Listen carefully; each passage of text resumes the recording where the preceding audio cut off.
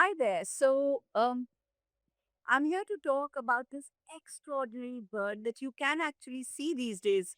And it's not very difficult to see, even if you live in a crowded urban concrete jungle, as many of our metros are and many of our cities are. And I'm talking about the pied cuckoo or the Jacobin's cuckoo or the chaplet. You might wonder what it is. It's just this gorgeous 66-gram bird with a long tail and this really sharp crest.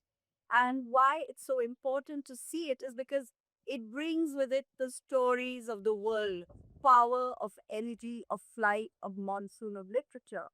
And here's this bird that you always will likely have seen if you had seen it.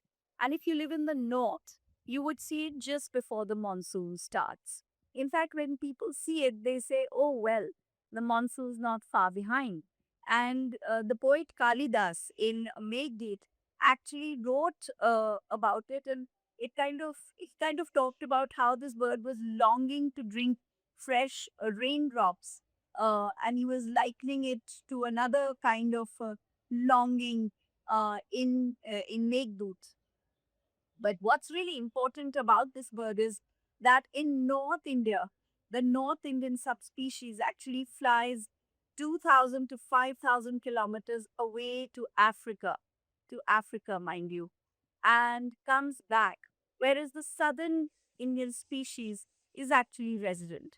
So, if you live in the south of India, you might have seen it at any time, but if you live in the north or even towards more of the northeast, right now is the time to see this bird. Now, you might wonder, why is it called the Jacobin cuckoo? And that's actually a term that's really telling us the history of power, because the word Jacobin was given by a scientist called Boddaert, who was actually a Dutch naturalist, and he took the uh, the the carcass, as they say, the body of a pied cuckoo found on the Coromandel coast in the 18th century. And because it was a black and white bird, he named it the Jacobins cuckoo. Now, the Jacobins are a kind of monk, and in France, they call Jacobins, and they were associated with the post French Revolution reign of terror that lasted for a year from 1789.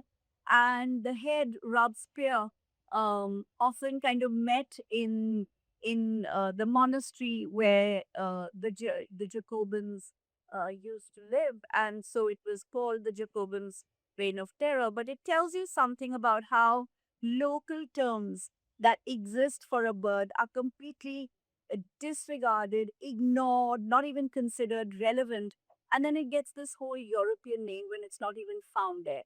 So, in many ways, the name for the bird really talks about how power circulated even in natural history a long time ago.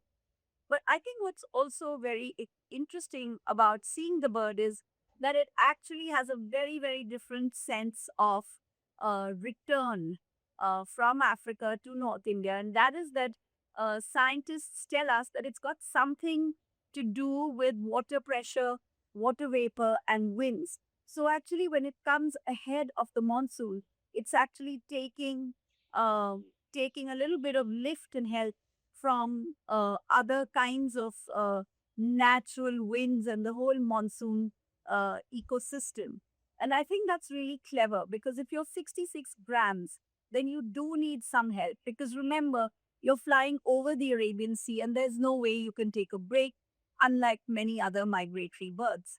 And this is also one of the few migratory birds that actually goes from India to Africa, because a lot of the other birds that you see in the winter come from Central Asia or Russia to India. Alternatively, they come, from the Middle East and come through India, particularly in northwest India, and then go to other places, including, in fact, Africa. And then you have the Amur falcon, which actually comes all the way from Southeast Asia to North East India and flies across, including through Goa, eventually going to Africa. So there's a whole bunch of migration, but nothing as rich and exciting as this Jacobin's cuckoo because we are its resting place through this season.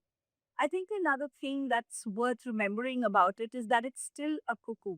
It still lays its eggs in other birds' nests.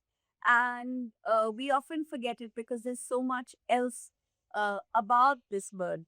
But it's a cuckoo and it's an unusual cuckoo.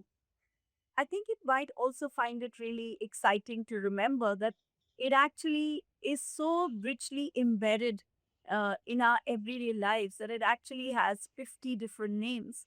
And I found that interesting because I could make sense of, say, Chatak, which is both Hindi and Bengali, and it has names in Tamil as well.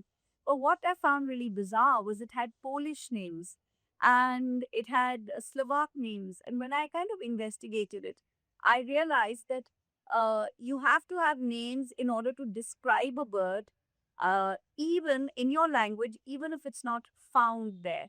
So, for example, in English itself, if you're a birder, you'll find all kinds of birds, like hummingbirds, which are not found in India but are described in English, even though they're basically found in South America and Central America, and some of them migrate upwards.